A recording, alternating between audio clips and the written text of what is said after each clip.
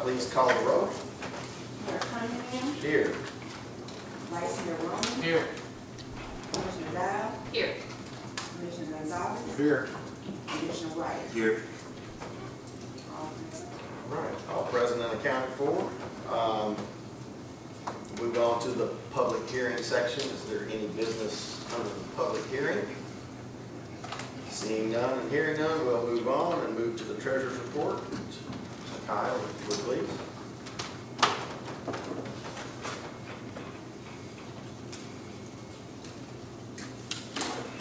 All right. Good evening, everybody.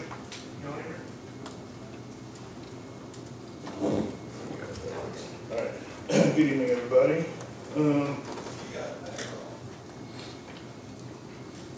Sorry, just let me go ahead and myself for a second. Okay, so I'm just going to focus, per usual, on the general fund and the sewer fund. If you guys have any additional questions about the other fund, I'll be happy to answer those, but they are relatively simple. So as you know, our fiscal year just rolled over. It ended on June 30th of 2018, 2019, right? What year is this, 2019? Yeah, 2019. You're good. So we are in our first year, first month, excuse me, of the new fiscal year, the 19-20 fiscal year. As of right now, there's been virtually no property tax collected. That is, of course, because property tax is primarily collected in the months of October and February, when the bills become due and payable. So that's why you see a bunch of blanks in the general fund report. Nothing to be concerned about just yet. We'll keep an eye on it and make sure that in February we match the projections. In October and February we match the projections of what we budgeted for this particular fiscal year. There's one slight oversight I wanted to point out on the general fund. If you look at the capital project line item, I believe that's on page 2, you'll see the budgeted column and the actual column. I transposed the two numbers, so that $3.9 million for capital projects that shows as actually spent, that's actually budgeted, and the zero that shows for budgeted should be the actual. So essentially what I'm saying is we've spent no money thus far on our capital projects attributable to the general fund. So that will be corrected, and I'll revise that. If you guys want a copy, I'll have those available. If not, they'll be revised for the next month's treasurer's report. Okay, so moving on past that, there is approximately $9.8 million in the general fund in terms of cash and cash equivalents. There's approximately $9.2 million in fund balance. That difference probably is attributable to liabilities that we just haven't paid for this particular period. The one thing I would like to point out about the fund balance, excuse me, that $9.2 million number is comprised of what I would call a $5 million designated amount. That's not an official category of fund balance. It's not restricted, it's not non-spendable, but it's what I would consider designated, meaning we have identified projects for which we intend to use that $5 million. So I would consider that money that we should not think about as spendable money. However, you could theoretically spend the money, but we would have to make up the difference in some other way. Does that make sense? So it's not committed, it's not assigned, it's just money that we being city staff, have identified purposes for that money to be spent. In fact, we have actually already obligated that money to be spent. So we should think about maybe moving that to a committed or assigned line item at some point in the future. In addition to that $5 million that is designated, 3.9 would be considered reserved per our policy. So our policy right now dictates that we have 20 to 30% of our revenues in reserves at all times. The target is 25%. So all I did was assume that we have, I took the revenues per the budget this year, I subtracted, which was approximately $48 million, subtracted out the $35 million capital outlay note that we budgeted for, I subtracted out the $2.5 million grants that we budgeted for, and that left us with whatever that difference is, approximately $13 million. Took 25% of that, I added $1.1 million, which is stipulated per our policy, and that number comes out to be $3.9 million, which is the amount per our policy that we would have to have in reserves at all times. I would also consider that money non-expendable. So if you think about those two values, that leaves us with approximately $300,000 that we could spend. So I would encourage us to think about maybe taking some steps to make sure that that $5 million is already accounted for the obligations that we intend to use it for. I would further make sure that we are thinking critically about making sure we maintain enough money in reserves and making sure that our fund balance is sufficient enough to cover liquidity for any projects that we may want to undertake in the future. Are there any questions about that? Cool. Do you have a list of the $5 million that city staff is already obligated? I can get that for you. That'd be great. Yes, sir. Give us all a copy of that, please. I'm sorry? Give us all a copy of that. Absolutely. Email us. Sure. Okay, moving on. We're going to skip over the street aid fund. That again is a very simple to understand fund. We're going to go straight to the sewer fund. The sewer fund has approximately $2.1 million in cash right now. It has approximately a net position of about $10.9 million. The difference between the $10.9 million and the $2.1 is attributable to depreciable assets. So we're talking about buildings, pipes, cars, vehicles, equipment, things like that. There has been some talk about some sewer needs. So Emily and I and Shane have been working towards thinking critically about what that looks like, how much money would be required for debt service. I know there was some concern about the sewer rate itself, so we are in the process of trying to nail that down and understand what that looks like. It's a work in progress. It takes some time for us to do that. And then the last point that I would make is just in relation to the other funds. They are, of course, not showing a lot of revenue activity or expenditure activity right now because we're at the beginning of the fiscal year. There are some line items that have been spent down. We'll keep an eye on those to make sure they remain in accordance with our budget. But outside of that, there's no additional information that I think is pertinent to provide for you right now, but I'll be happy to answer any questions.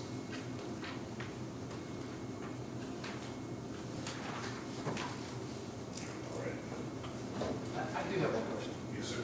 When you say city staff is obligated $5 million, are you talking about per resolution? Or tell me a little about how that process works. Sure. So my understanding is that the $5 million is attributable primarily to New Canada Road. In 2013, we entered into a contract with TDOT, and that contract obligates the city to have a match portion. So it's a grant from TDOT, but in order to qualify, TDOT is the Tennessee Department of Transportation. In order to qualify for that match, we have to put forth our portion of the funds, which is 20%. The project right now is estimated to be $20 million, and so that's where our $5 million obligation comes from. We've already spent, if I remember correctly, $3 million. So it's not as if we could simply not proceed with this project, because the money that we spent would then become due and payable to TDOT because we entered into this contract with them. So we are at this point obligated to proceed forward with this project in order to recognize the benefit of the grant, or we could not proceed forward, but we lose all the money that we invested thus far and would have to start over essentially. Where's the other $3 million? So you said we had to match up to 5, and we've already spent 3. The 5 is that 3 credited towards the 5? Or no, my understanding, and correct me if I'm wrong. Construction money, so it's $20,000 construction. The $3 million so far has been design, right-of-way, environmental. So that's separate. The $25 million is construction costs, and so our portion is $5 million, and $20 million would be the federal portion of only construction costs. So it's spend anything. So that's the bulk of the $5 million that you're talking about? Yes, Okay. yes, that's pretty much it. Yeah. All right, appreciate it. Thank you, Kyle. All right. Move on to reports from committees. Start Sheriff's report, please.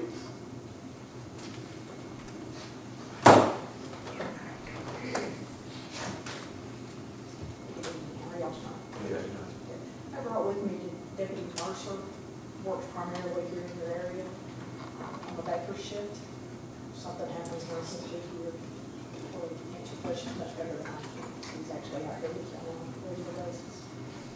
But tonight we have 38 total crimes that occurred in your area over the last month. The bulk of them being theft from motor vehicles, like I think the last couple of months you've had. And it's attributed to you guys' doors being unlocked. I mean, it's just a crime of opportunity to walk by. You have kids that grab a door handle and if it's unlocked, of course, they're going to go in it. So that was the bulk of your crimes. There was 11 there. There was one carjacking that occurred in the apartment complex there off of Highway 64. No suspect information on that.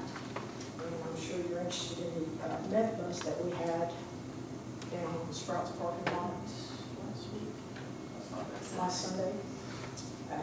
Started off as a road rage incident that the officers responded to. And they were able to make contact with the individuals. They noticed some materials in the vehicle that obviously were suspicious to them. And the more they dug into it, they ended up at the gentleman's hotel, the room staying hotel, and discovered a meth lab there. So, quick thinking of the officers, they noticed those materials and quickly acted on it and had them arrested, and the meth lab disassembled fairly quickly. So. Which hotel was that? Microtel. Off of Germantown Parkway. Oh, yeah, Yeah, two questions. I was wondering if we could just, as a BOC, receive the monthly reports. Sure, I We're got- receiving them, and it's just kind of gotten irregular. Right, I got the Looking at email, that. and the guy that typically does that is out on vacation right now, so I did forward it to them, and hopefully they'll get you back on that list. If not, just give us a shout, and we'll make sure that happens. Also, I know I passed it to Shane, Shane may have passed it to you about if there's any information, updates on what had occurred in Oakwood, the Oakwood shooting, call it at the clubhouse, any kind of information you could share? No information. I spoke to Lieutenant Cockman, who was previously out here as a sergeant on the patrol, is now the lieutenant over the personal crimes homicide unit, and I spoke to him day before yesterday, and he said they don't have any updates on that I could share with them.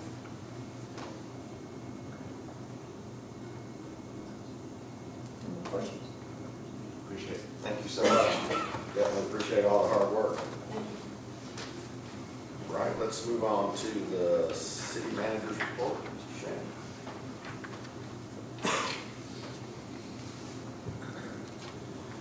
Just wanted to highlight a few things after our last meeting last month.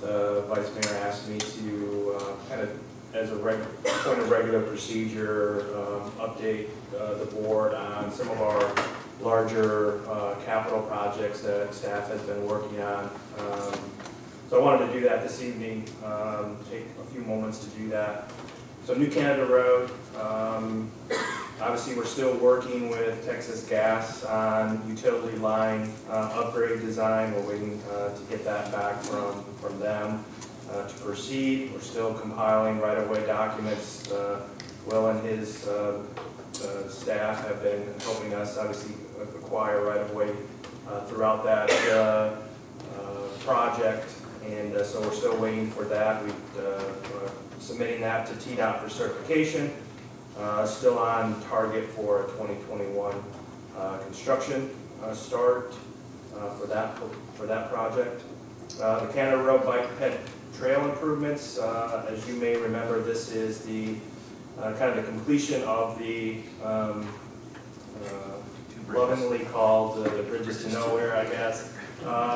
So completing that connection, also improving the ped path or the pedestrian crossings along Canada Road, making those pedestrian improvements, curb and gutter additions where we get a lot of washout along the trail, just because there's no curb and gutter in that area, so adding that will be a great improvement, as well as landscape improvements along that stretch as well, and welcome signage associated with the interchange as well. So requests have been sent to Federal Highway for construction funding. We expect to get this obligated by October, with plans and specs ready to bid when those funds are obligated in October. Clear Creek Sewer Interceptor project, finalizing design and easement plats currently, with an estimated construction start in 2020. Oliver Creek Interceptor, again sewer. This is the Memphis sewer acquisition potentially. This is the Stonebridge area, the section that is served by the city of Memphis. So actually Emily and I and Will are meeting with Memphis tomorrow to talk, kind of start that process of talking through that potential acquisition, what that could look like. As you may know, Memphis is under a consent order by EPA with their sewer collection system. In meetings that Emily and I have had over the last few months, they are choosing to essentially solve their capacity concerns by storing, building storage containers to store flow during high flow times, and then kind of bleed that back into their system in the overnight hours when there's less demand on their system. So if we stay in their system, we could potentially come underneath that consent order and have to do some things within our area. So I think it behooves us to really explore this to a great deal to see if we can go ahead and do that, essentially acquire those assets, bring that, build a lift station, collection, put force main in place, and get that into our wastewater treatment plant, and then completely sever ties with Memphis sewer. So we're starting that discussion. We've been kind of talking about it. Obviously, having Will on board will help that from a legal discussion standpoint. So RFQ to be issued in September for design of the force main and the lift station in anticipation of this project moving forward. ADA transition plan. This is something that staff has been working on with Emily. The survey of facilities is underway, so our consultant is kind of going to all city facilities, looking at accessibility from an ADA standpoint, looking at what the requirements are. Interestingly, one of our first discussions was right here in this room, the challenge of what we see in front of us. So there's going to be things that we're going to have to explore and modify to meet requirements, and it'll be interesting to see that report when it's complete in the end of December, kind of what milestones we'll need to hit and what things we'll need to start knocking off to make sure that we transition appropriately to meet these requirements. The athletic complex, as you all know, we are kind of in the final stages of contract approval with the state. We expect to always a little hesitant to give out dates, obviously, but potentially as early as next week, August 15th, was the tentative date that was supplied to us that we could get the contract officially approved by the state, which obviously we can't really do anything until we have that contract approved at the state level. So once that happens, we will be ready to proceed with design, which will obviously incorporate a master plan, not as we originally would have hoped, but we will still make the best of an opportunity here and build out 2 complete fields, access road, parking lot, and trailways around the property, if you will.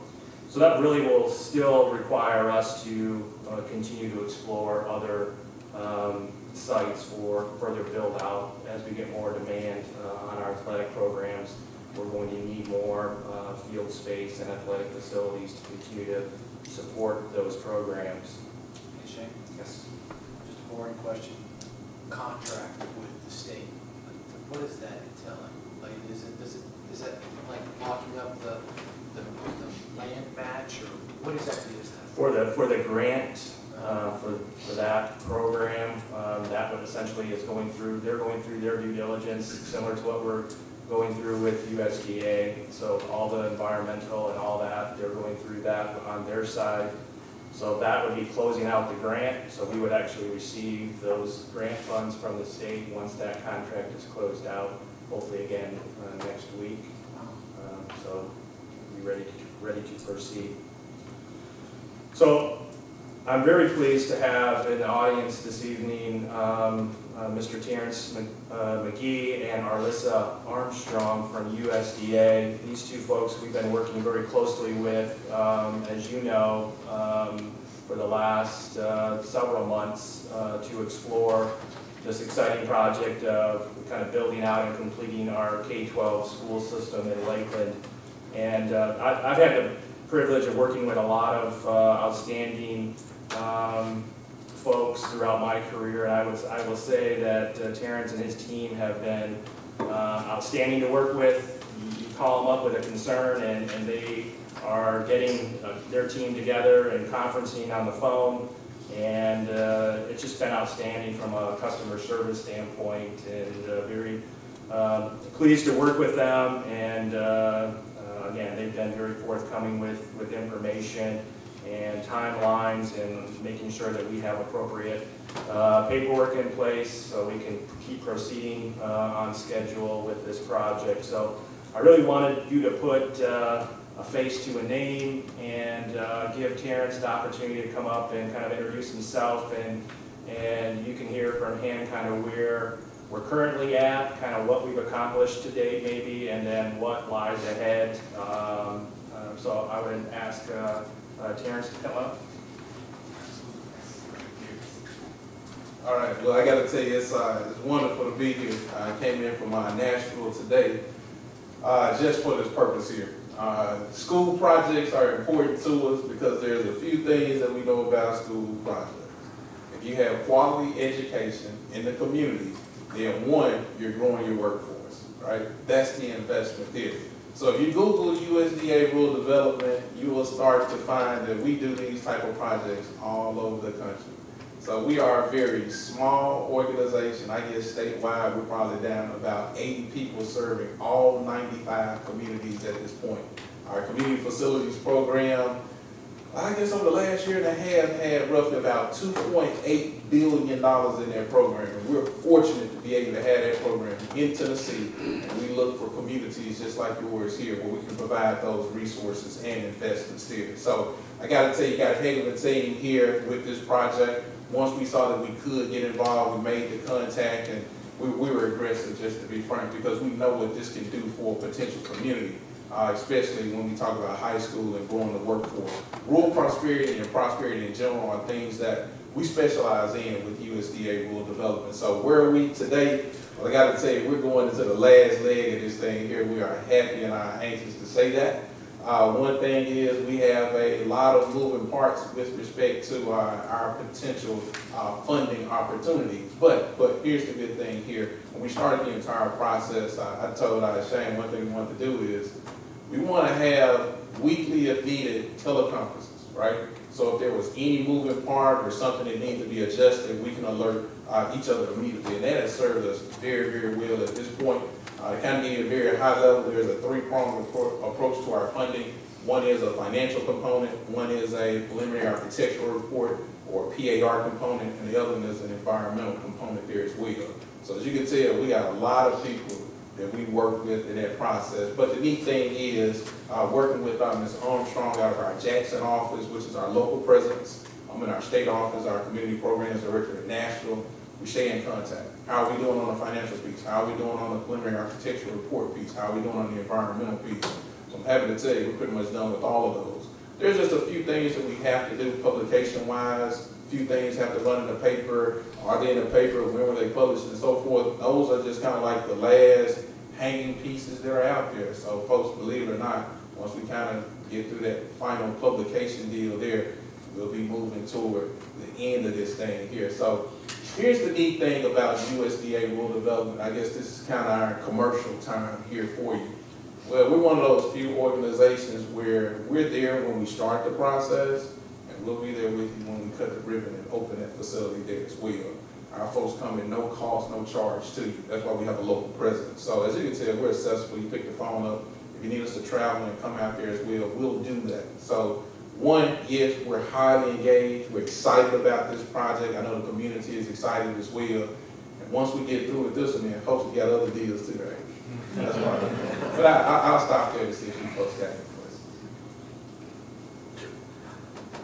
Mr. McGee, thank you. I Yes, appreciate your enthusiasm. I appreciate your willingness to drive all the way out here. Thank you, ma'am. And you got me wanting to be part of the USDA. I'm ready to go. My question is around not necessarily our specific timeline to get on a letter, but what happens afterwards. We've heard it referred to as like a construction loan. And tonight we're going to set tax rates and do things of that nature and work on our budget. And so it would be nice to hear about like what types of bank arrangements may come after this letter. Absolutely, absolutely. So here's one of the very unique scenarios about USDA funding, right? So once we bring the letter of conditions, what we call it, that's basically us saying we're going to set dollars aside for you, right? So our interest rate changes quarter, right? So what that means for you folks is once we bring out that letter of conditions, it's going to set an interest rate for you, right? So this is almost a scenario where you're hedging your interest rate. So whatever or whenever construction actually concludes and it's time to actually get in that facility, you got an interest rate that was set. If construction is 2 years, it was set 2 years ago, right? And here's the other thing that's very unique about our funding.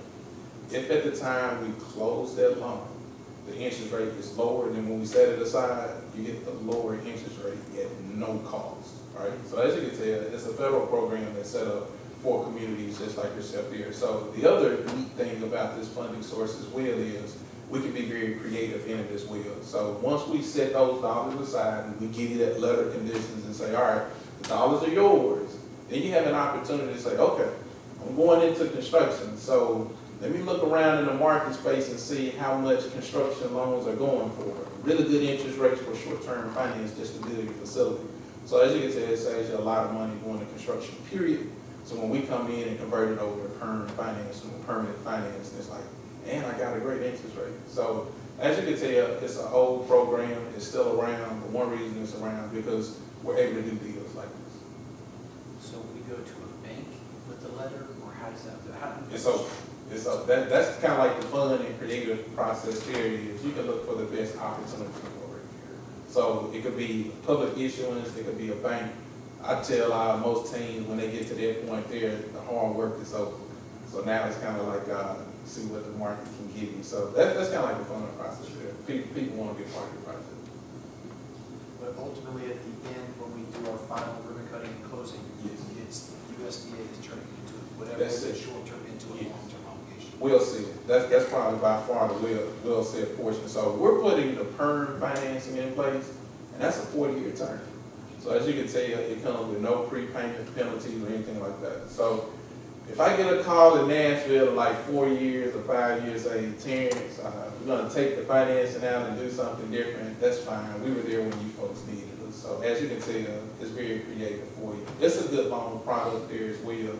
And we can do so much more than just high schools. We can do road construction, fire halls, you name it. If it's a community facility, municipal building per se, or infrastructure, we can do those type of processes. Fantastic. We can lock in now.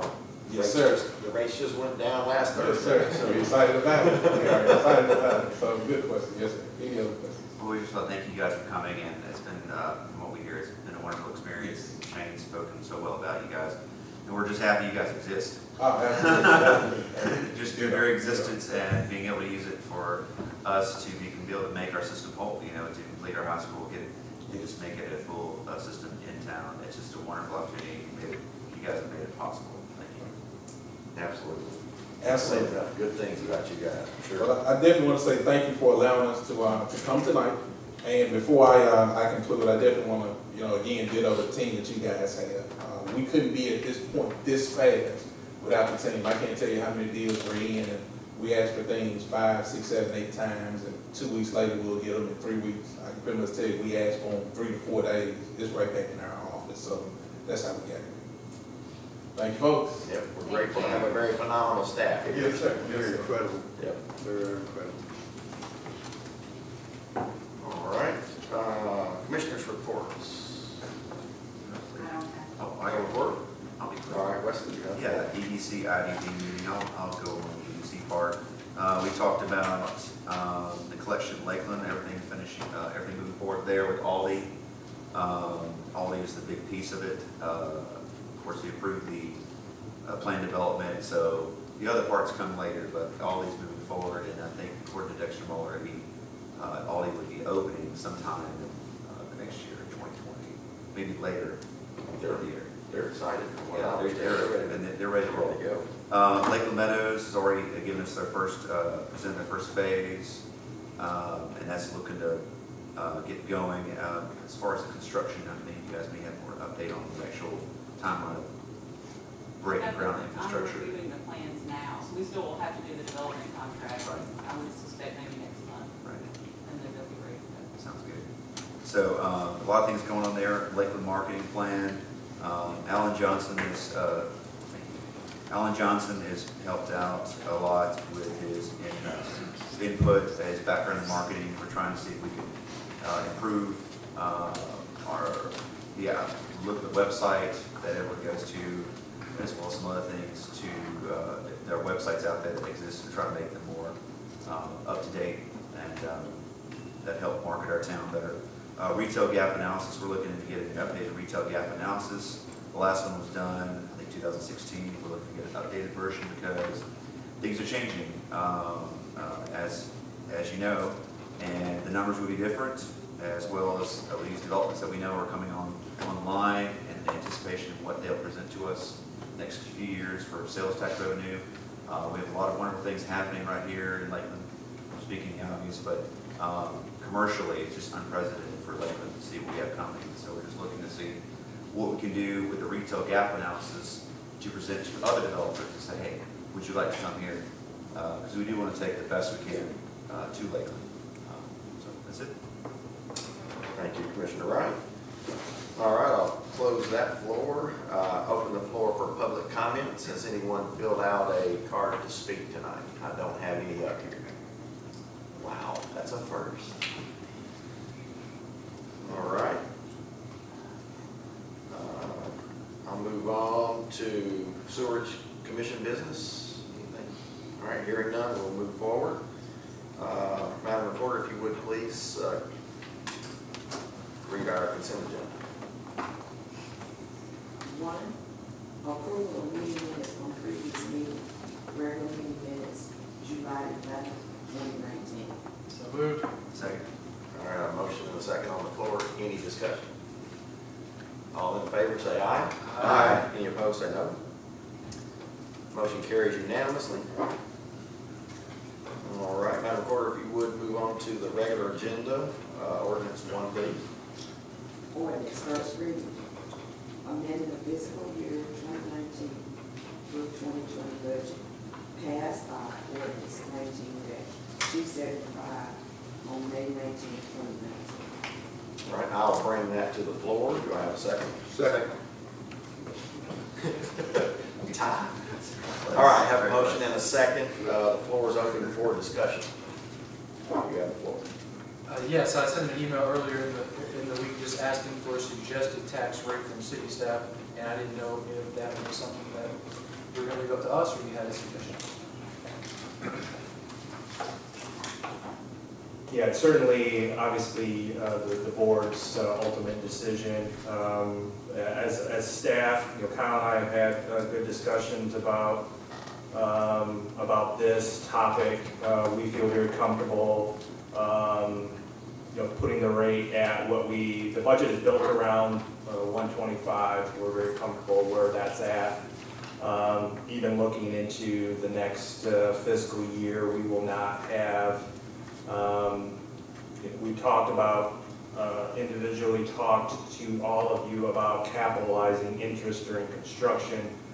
If we're able to do that and expand the size, if you will, of the loan and capitalize that interest in the interim period, that really frees up those dollars, and I think we could even keep the rate at 125 for the next fiscal year. I say that, but with a very big asterisk, I guess, in that Kyle and I, or any staff member, cannot predict obviously things out of our control, but from a debt service standpoint, we will not be making debt service payments on the interim interest as long as we can capitalize that in the project. Now, if that's something that the board is not interested in doing, then I think we need to have that discussion, and potentially we need to look at doing something slightly different. But from a staff standpoint, we think that makes the most sense, is to capitalize that interest. And as a board, you have committed up to $62 million. As we know, $40 million for the school, 16 round numbers for the refinancing, and then that left about $6 million for public works projects, I think was the language used. So potentially at the end, and again, we haven't bid anything out, so we don't know what truly this is going to cost out at, but I just want you all to know that if we get to the end and everything goes as planned and it's a $40 million project, we know kind of what the refi is, that pot, that $6 million at the end may not be $6 million if we're capitalizing interest. So as long as you know that and are comfortable with that, I just don't want us to get 2 to 3 years down, we cut the ribbon, and hey, where's that public works projects that we're able to do with that $6 million? And by capitalizing it, it's not going to be 6. That $56 million is now potentially $58 million.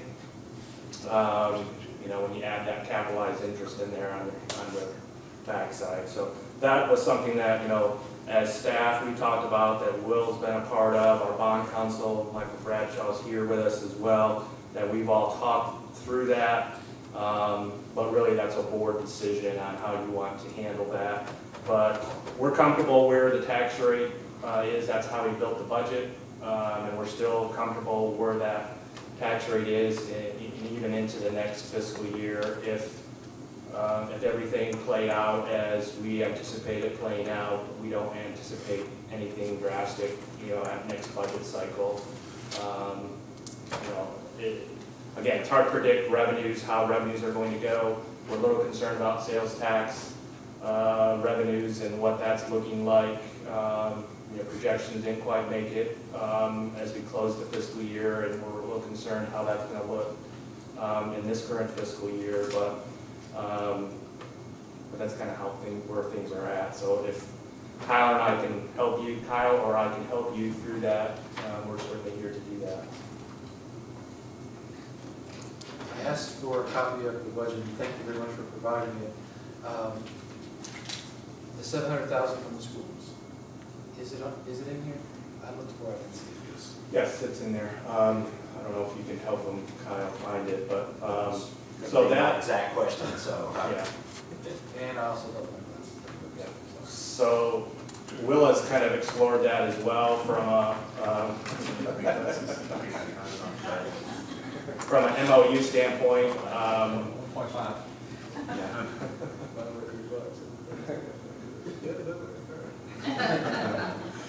All right, so if you guys will do some mental gymnastics with me, if you don't mind going through, is it okay? So with the $700,000 in here somewhere, I will agree that $1.89 it was included with $700,000 in it. So that sounds good to me. All right, so $1.89 is where we are as of today. We're meeting here to discuss discussed that change. We, based on this budget, what I was able to see was that the loan payment was $3,884,463 in this budget, right? Just to clarify, this budget contemplates a capital outlay note and not a USDA loan, so that budget, the number that you're identifying has to deal with the estimated cost of the con and not the estimated cost of the USDA. Perfect, thank you. So, if we just take a look at the budget and the idea is to strip out the capital outlay note and replace it with any possible interest or received interest, in my mind, and I hope I'm corrected if this isn't correct, but we started at $1.89, and when we take $3,884,463 and divide by $36,000, that gets us 107.9. I'll round up to $1.08 for easy math. So that gets us 81 cents of tax plus any interest that this bridge loan may cost us. If we took the whole $40 million out at once and for some reason had to fit 3% of that in there as interest only, which we've already discussed possibly capitalizing that. But even if we did at interest only, 3% would be $1.2 million. $1.2 million divided by $36,000 is roughly 33 cents. So if we take a conservative look, we're at 0.81 plus 0.33 at $1.14. So if we're committed to keeping the budget as is, it looks like $1.14 is a number that I'm comfortable with.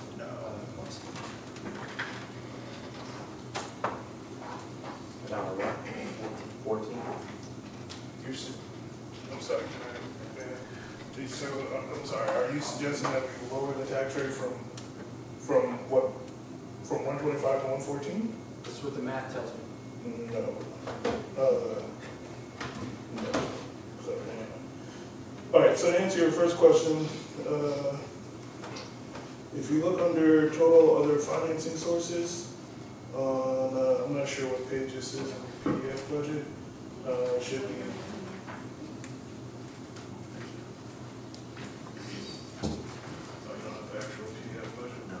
I mean, if it's in there.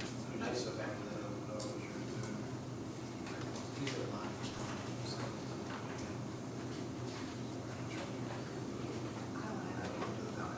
lines. So, long story short, I can email this to you guys again, but yes, there is a $700,000 line item that anticipates the transfer from the schools to the city, so that is incorporated into this budget. In regards to what the tax rate should be set at, I would suggest that it is possible, hypothetically possible, that we could survive having the tax rate set at 125 and incurring the debt service. Okay, back up. So, do you guys understand what capitalized interest means, by the way? Are we clear on that? Okay. So, provided we capitalize interest, it is likely that we would still have to cover the debt service associated with the 2015 note. That's $2.2 million, right? That amount of money is already contemplated in this year's budget. It's already contemplated in last year's budget. We have been able to cover the debt service and to pay for services that the city provides based upon a 125 tax rate. It would be difficult, putting that mildly, for us to provide the same level of service to continue to pay the debt service that we owe on the bonds, as well as possibly pursue any additional activities we want to do in the future at a tax rate of 114. It's impossible, not impossible, it's difficult to do that at $1.25, and that's just assuming that we leave the debt service as it is, right? And I understand we're going to refinance in the future, sure, that makes sense. But assuming that nothing changed from last year's budget to this year's budget, we should assume that 125 would be the minimum that we would need to keep the tax rate in order to continue for the city to operate on any level. Understanding that we're going to refinance the debt service in the near future, that debt service changes from 2.2 to most likely 2.6, 2.7, depending on what that final number is. We don't have that final number yet. We won't have that final number until that actual debt closes. So at some point in the future, let's assume 2 years from now, when the construction period is over and the entire loan becomes due, we're looking at about $2.7 million in debt service. So the difference between those two numbers, the 2.7 and the 2.2 that we currently pay, is approximately $500,000. So my suggestion, and this is just my suggestion, not trying to influence the decision at all or muddy the waters or anything, my suggestion would be that we set the tax rate at such a point today that we can continue to pay for the revised debt service at some point in the future. Because, as I've already alluded, we have $300,000 of spendable money in our fund balance. By setting the tax rate at something substantially less than 189, but more than 125, we're able to improve our reserve position, make sure that we can pursue some of these projects that we've been kicking around and not adversely impact the city. I think by going lower, we could find ourselves in a position where it would be difficult to pay our obligations when they come due. The other thing I'd like to point out is, like Shane alluded to, I don't know if you guys look at the yield curve. I'm an economics nerd, so I look at the yield curve. The yield curve traditionally has an upward slope, which means that you invest on the short end of the yield curve, you don't get much money. You invest on the long end of the yield curve, you get more money, so it ends up looking like that, right, roughly. So recently, yesterday in fact, the yield curve has now gone parts where it's negative, which is a surefire indicator of recession. So if we are depending on sales tax to cover any discrepancy in our budget, we should really think about whether our sales tax projections are accurate or fair or appropriate before we think about utilizing our sales tax, which is a volatile discretionary number, to make up for a shortfall that is an obligation. We are required to pay the debt service. It's not discretionary. So we really have to consider that. Quick question. Ladies first. What was the shortfall in the sales tax collections? I don't recall, but I can get that number for you. What's the forecast, like say for, I know if there's a dip, what's your average for like 3 years for anticipated sales tax revenue? I'm sorry, repeat your question. Sorry, it's wording. What's your anticipation for next year for sales tax revenue? Is it 850? I mean, honestly, it's difficult. It's difficult to project sales tax. So when you are in the budgeting process, right, in municipal finance, you are operating under a current resources methodology, which means you think about this year and this year alone. We have not gone through the process, nor has any city. I can't say any city. It is unlikely that many cities have gone through the process of projecting out their tax rate, their revenues, and their expenditures beyond this additional year. Were we to do that, we would probably have a better understanding of where we want to be, but it would require some math to figure out what's an appropriate growth rate. Like, how long do we think this is going to take to come on board? What about this other project? All those things would have to be factored in. So it's not something that you could just do generically, at least not something that I would recommend that we do generically. Yeah, the only reason I brought it up, because you were mentioning that, is if we were saying the worst in 5 years, that would be a safe, last 5 years, just assume whatever the worst year of that, just assume that's where it gets. Sure, I think you can do that. And that's not what I did for this budget, though. Okay, what did you do? I assumed there was some level of growth from last year. Okay. So that would have to be contemplated as well. In the short run, right, let me say this, in the short run, sales tax projections and property tax projections are just that, they're projections, right? They're our best guess estimate as to where we will be at a certain point in time. They are destined to be wrong. I've never seen anybody ever accurately predict what their property tax, sales tax expenditures are going to be. It's literally impossible to do, right? If you can do it to the penny, you're in the wrong profession. Go play the lottery, because that's amazing. So what we should be thinking about doing is where we are now, right? We have to think about where we are now, and then we should think about where do we want to be in the future. The question in my mind right now, and this is obviously up to your decision, but the question for me is should not be, can we continue to exist on $1.25? The question should be, what do we plan on doing in the future? How can we make those goals a reality, and what tax rate would be appropriate such that we can achieve those goals in the future? I understand that's a far-reaching question, right? And that's beyond the scope of what we're discussing tonight. What we're simply discussing tonight is where should the tax rate be? I would be okay with the tax rate being rescinded back to 125. I think that's fair. I think that's appropriate. I think we can continue to exist and then maybe revisit this far-reaching question. I would be slightly concerned about anything less than 125, but obviously that decision is yours. Sorry to steal that. Looking at the budgeted sales tax projections of $775,000 for our 2020 budget, subtracting the actual collected $686,278, it looks like the shortfall is about $88,000. Sure, we can go with that. And so a penny, sales tax is $36,000.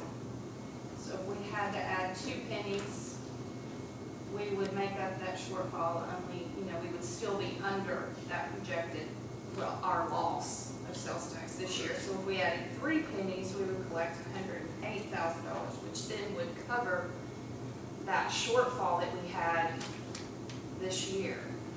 Correct. So, just, a penny is $36,000, so we had to add a couple of pennies to the sales tax rate at this time, anticipating that we may be short in sales tax collections again this year. It might be more comfortable.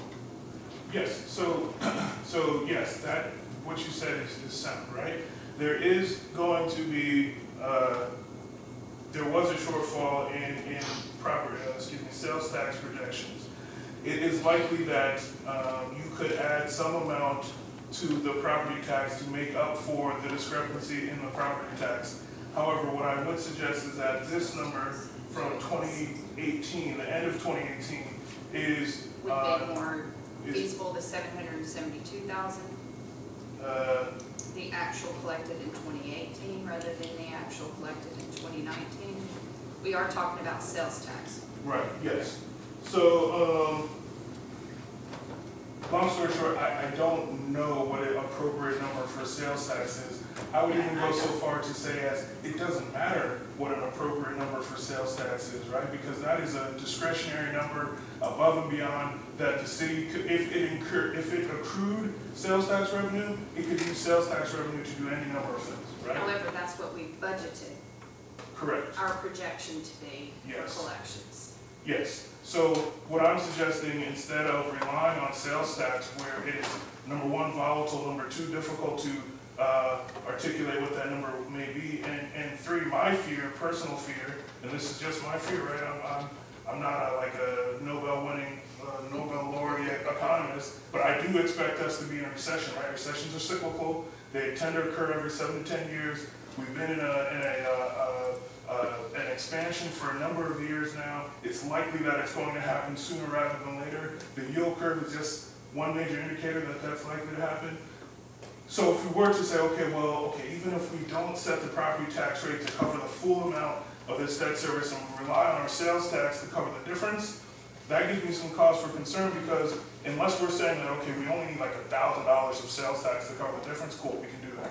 But if you're saying we need $300,000 of sales tax, or $500,000 or $700,000, we may not get there. So my argument would be we should really think about, and I know we've disagreed about this in the past, so I'm not trying to, I'm not trying to influence you guys in any way, shape, or form. I'm just saying we should think about whether or not we want to include sales tax as a measure of resources available to us to pay this certain obligation that will become due in the future. Sales tax is discretionary. If we enter into a recession, who's going shopping?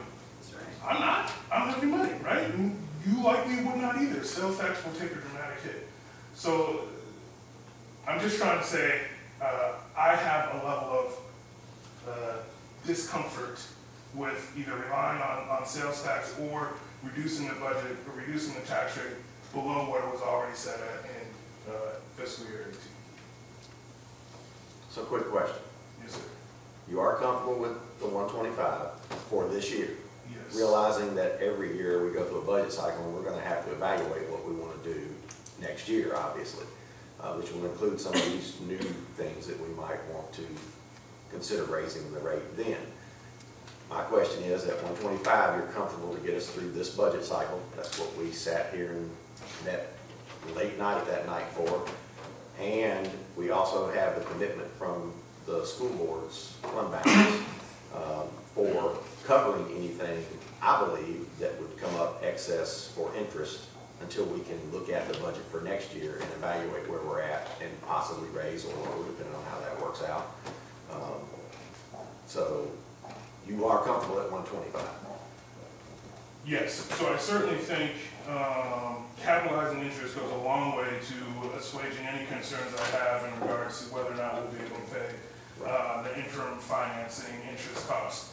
That goes a long way towards assuaging any discomfort I have in that regard. 125, like Shane said earlier, is what we built this budget on already, and it's what I think we could continue to what we can continue to operate under. Obviously, that assumes that we do nothing else aside from what is contemplated in this budget. If we do things other than what is contemplated in this budget, that 125 number no longer is comfortable, and we would have to revisit, what it is we're going to do, or use reserves. And as I've alluded to earlier, reserves are limited.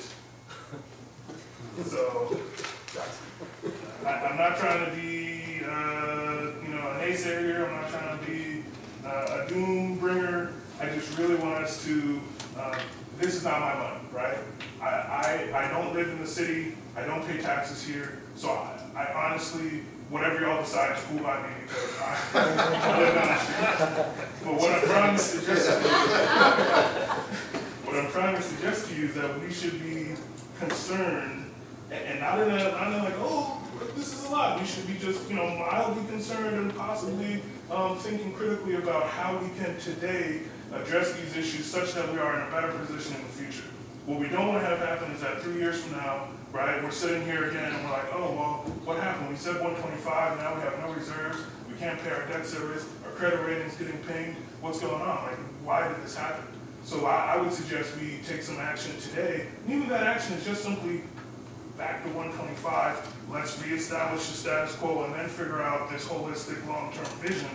That's, I think, something we could do. But obviously, it's your decision. 125 to me makes me comfortable. If y'all want to go 114, we'll find a way to make it work.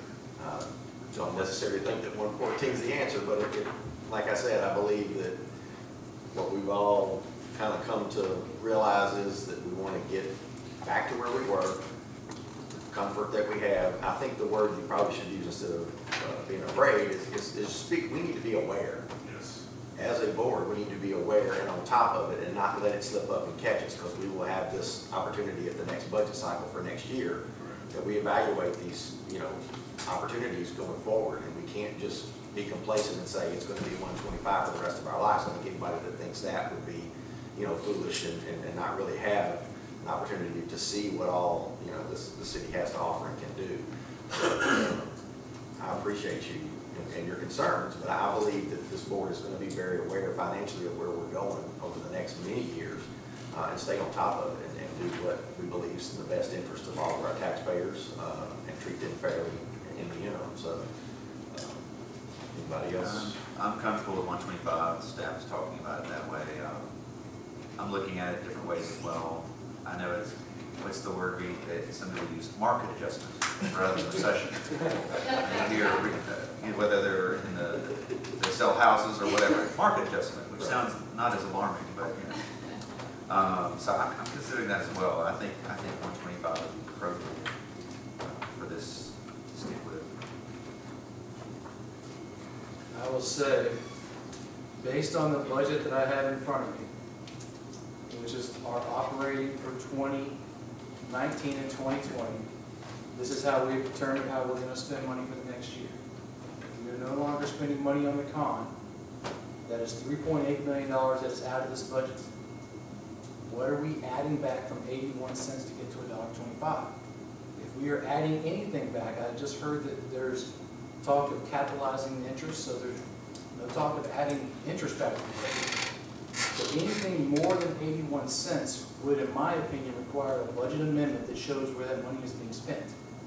Now, I can reasonably see where 3% of 40 million, 1.2, 33 cents, can get us to $1.14. That sounds reasonable. However, we need to know if it's $1.25, what is being added to this budget that isn't already in there, because the budget in my hands is 81 cents without the capital element. What you also have there in your hand are revenues that anticipate $1.89. So those revenues are higher than we're going to have at whatever you lower the tax rate at. So obviously the budget's going to be amended at whatever rate that you set it at. But the revenues that are projected in there are based on $1.89. So we're not going to see that amount of revenue if we scale that down, right? So that all has to be updated when we do our budget amendment at whatever rate we end up settling on. So Did we not also, in that budget, cut our road repair budget down seriously, financially?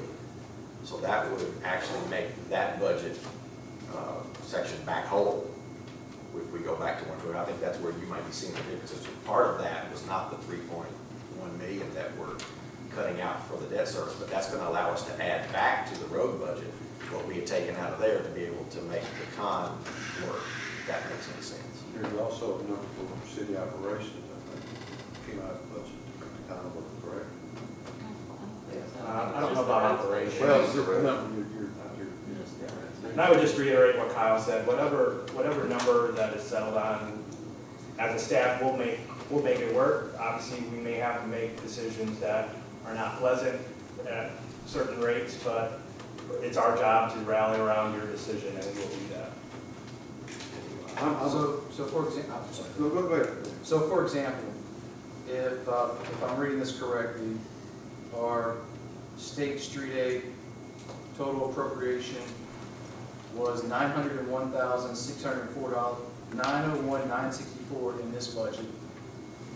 Last year it was 1.5, and the year before that it was 1.1. So let's say you want to be somewhere between last year and the year before, which again are historically high. 901 would still be the 5th highest roads budget we've ever had in Lakeland history, right? So let's just say that we're not comfortable with the 5th highest road budget ever, that we go to 1.2. Well, that's $300,000 from 901. Let's call it 360,000. We add 1.26 for easy math. So that adds 10 cents. So 81 plus 10 makes it 91. So I'm not here to make it difficult. I'm just saying that anything above 81 cents, we are basically adding to this budget, and I want to know where the money's being spent. Just an idea, put it out there. So we say first reading, 125 today, but we come back and Josh and Kyle can run numbers, and we can get to a lower, if there's a number that's like 120 or something lower, we can do that and not mess up the timeline. Well, I don't want to be part of it. I'm not trying to be the answer. I'm just saying that I think from a state statute, how we do business, I mean, if we're going to have a tax rate that supports a budget, then as of today, the only thing we remove is 3.8, and that tax rate is 81 cents. So we need a budget that supports more than 81 cents if we want more than 81 cents. That's all I'm saying.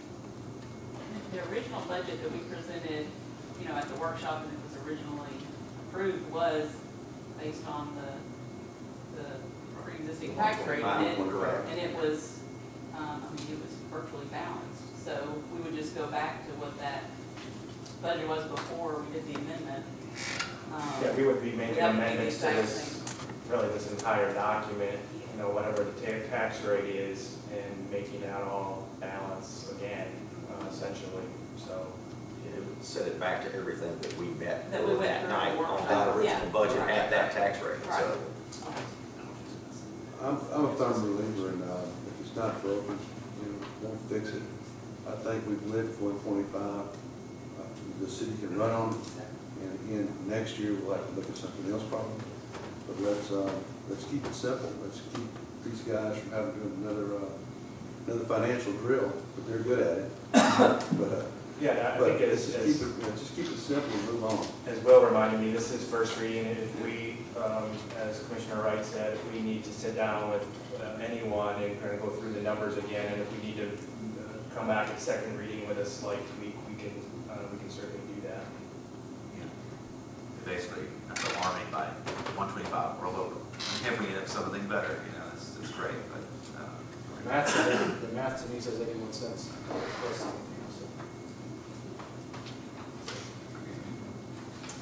All right, any further discussion? As one different point though, it is the first reading, I think right Canada tweet, but from a timing perspective, that's what I was wondering. I would encourage us to have a reading tonight. Not to table it, whether we put it at 125 and there's discussion and maybe there's support to go to 114 or some other number, 120 in a second reading. I would encourage us to get this step out of the way because, as y'all know, the trustee's office, if we lower it from 189, which it sounds like there's unanimous support, so lower it beyond or below the 189 number, the trustee's office has to manually input all of that. And in order to give them as much time as they possibly need, that may require a special meeting at the end of the month, perhaps the very beginning of September. That way they have most of September to do it. I would encourage us, whatever we want to do, let's go ahead and have a first reading tonight. That would be my advice for the time. Thank you. All right. I'll close the floor for discussion. Madam Recorder, would you? I'm sorry. I'm sorry. Go ahead. I'd like to make a motion because as of right now, there isn't a dollar amount put in there. Am I reading that correctly? It's exhibit blank. Yeah, so I'd like to You make, left it blank, okay. yeah, I did. So I'll make the motion to move it to $1.20. Have a motion on the floor. Do I have a second to move it to $1.20? Second. All right, got a motion and a second to move it to $1.20. The floor is open for discussion. I'm just gonna ask Kyle. Yes, sir. You Heidi. No. Definitely. I'm not going to be offended anyone, but I'm just trying to start the conversation because based on the math, that's where I'm trying to get to. So I'm not, there's no offense here. I'm just the math doesn't add to $1.25 in my mind, is what I'm saying.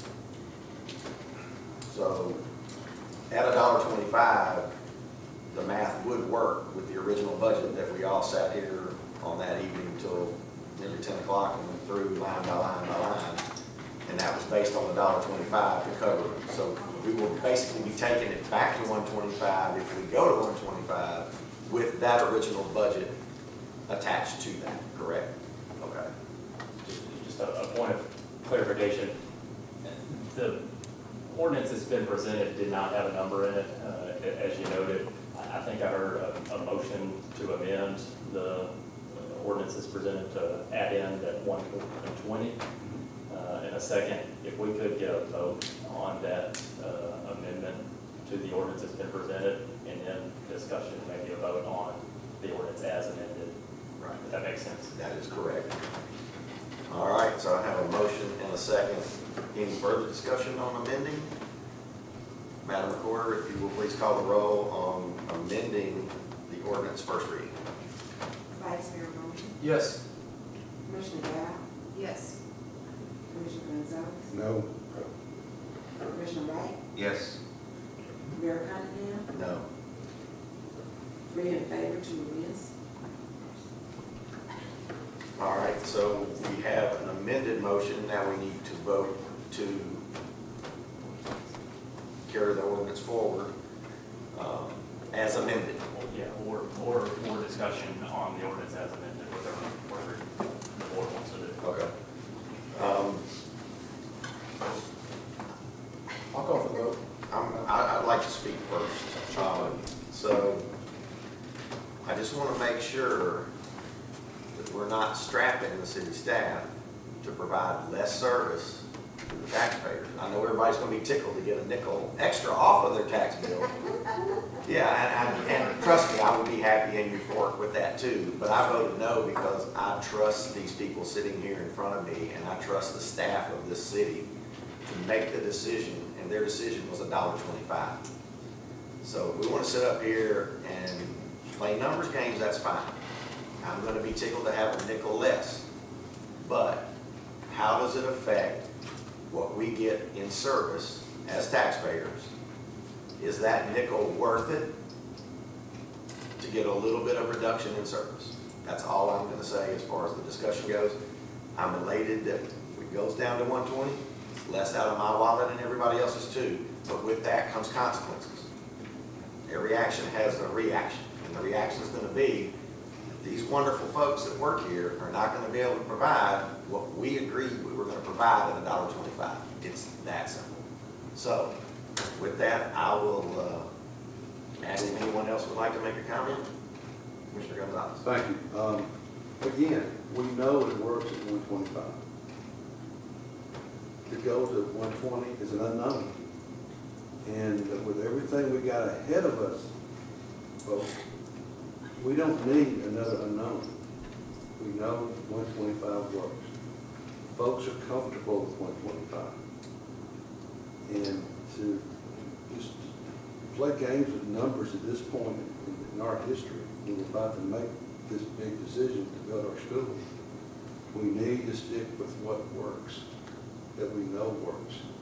And you know, I'll let it cut it to 40. I'm for the 114. But you know, let's be realistic. Let's not rock the boat. You know, we got USDA is coming, but we still have, there's still not risk there, but there's probably unknowns. We don't know what's going to cost to build a school. We have no idea. So let's stick with where we're at. But we know this works for us, and we just don't need to complicate the staff's lives, our lives, and give the citizens a lower tax rate and fine them another year because we were wrong and we really got to make it up. So I would urge you guys to stick with what works. You know, we know this works. I'll just say that based on the math, 120 gives this budget in my hand over $1 million more than it currently has. If by second reading staff has a need for more than that, whatever, I'm happy to listen to it. But there's at 120, there's over $1 million more money available to city staff than there is in this budget. If I may, I'm not sure what numbers you're looking at. I don't have those available. But I know when I put this budget together, I sat down with each member of the staff and we thought about what services we could provide at $1.25. All I did for the $1.89 is I simply increased the projection for property tax and I put a $35 million revenue in for the note and I increased the debt service. That's all I did. I can easily back that out to 125. If we do anything other than 125, anything less than 125, it would require me to go back to each member of the staff and redo each individual line item. Because as you know, per state statute, the budget has to be, number one, balanced, but number two, has to have an appropriate amount of expenditures, meaning we can't just simply say, well, you know, we anticipate spending, I don't know, $300,000 for line item X, but now we only have enough revenue to support spending $250,000. That would be an arduous task for us to undertake. Not saying that it's impossible, not saying that it's not worthwhile to explore. I'm simply suggesting that 125 was a number that we thought was going to be the tax rate going in. 125 is the number we have been operating under. Anything less than 125 requires more calculation. I'm not certain where we have to, why we would bill from 81 cents when the assumption was always that it was $1.25. But that's obviously left for y'all to decide. I would just add quickly, as staff, we kind of poured a lot of effort into this document. No one got everything they asked for sure, and we made some significant concessions in the budget because we had to live, as we do at home, we have to live within our means. So I worked with a former mayor for a long time, and his response to citizens was, what kind of services do you want? And his second question was always, how do you want to pay? How do you pay for them? Because obviously, being a local government. There's services that our citizens expect us to provide and be available for. They expect us obviously to answer the phones when they call and make sure that we send people out when they have issues. And I can tell you we're thin. Many employees are wearing multiple hats, and many employees are getting burned out. And I'm just casting a general statement. I'm not saying anything about budgets, but I think we have to look at the service levels we're providing as we continue to grow. Those service demands are going to grow with that, obviously. So we need to look at, instead of people wearing multiple hats, doing multiple positions, you know, looking at Kyle with finance and HR director, and those are two tasks that should be separate. I mean, there's two full-time jobs there that we need to add back into the budget and have those discussions and make sure that we're, you know, Kyle and I sat down with an MTAS rep to look at a pay and classification plan, because we're behind. If you look at other communities, we're not where we need to be. When we have a revolving door in our public works department, we can't keep public works employees there because we're just not competitive. So do you want to be the place where people want to come because we pay appropriately, or do we want to just still remain a revolving door?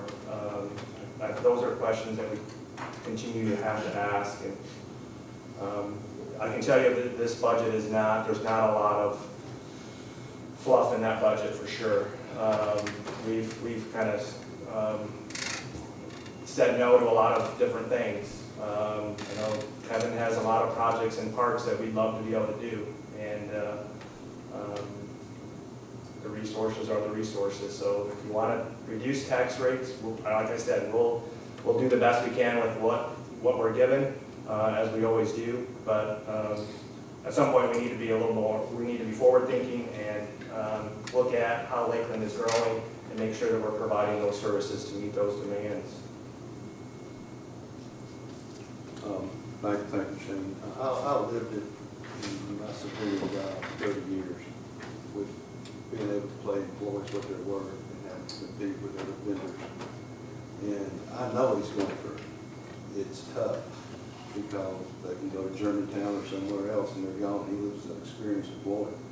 And in my case, it was just a person I asked to clean the building, vacuum the dust, and strip some floors and keep my customers happy.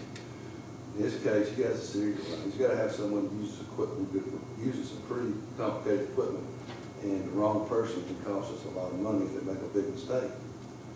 So please listen to the city manager, folks. Let's keep it where it's at, you know. And if we go into next year and we can really cut this thing after we look at the numbers, it will be euros next year. But everything we're looking at is predictions and not promises. So that's what I used to always use when I was told forecast in business. And I always come back with, you know, it's the prediction, not a promise, why didn't you make it?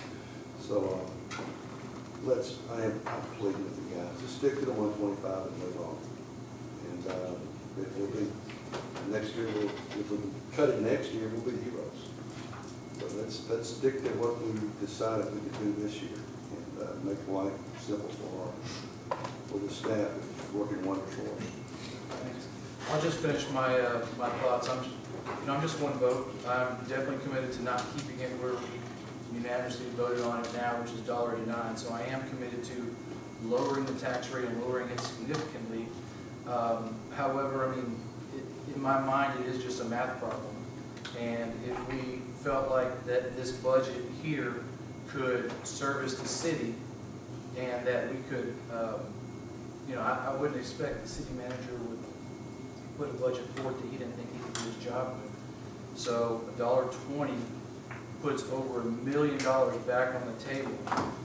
And so I would just urge my colleagues, I mean, if between second reading we come back and say, hey, you know, $1.20 doesn't get it, well, so be it. But I would like to see, I would like to see a presentation done as opposed to, you know, touchy-feely. You know, we don't want this, we don't want to do that. I get it. I completely understand.